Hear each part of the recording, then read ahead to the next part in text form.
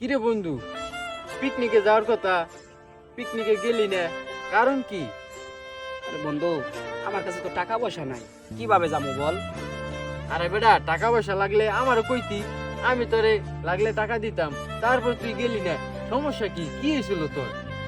শোন বন্ধু, টাকাটা বড় কথা না, চাইলে টাকাটা ম্যানেজ করতে পারতাম, কিন্তু টাকাটা তো আমার মায়ের চোখের অপারেশন করার জন্য লাগছে।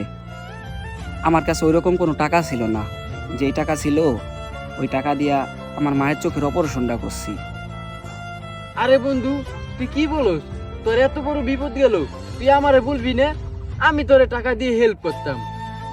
বন্ধু, তুই যে আমার এত বড় একটা সাহায্য করবি, এটা তো আমি কখনো চিন্তা ভাবনা করি নাই। চল বন্ধু, এখন দুই বন্ধু মিললে কিছু খাইয়ে আসি গে। আচ্ছা, চল। খিদে লাগছে। বন্ধু মানে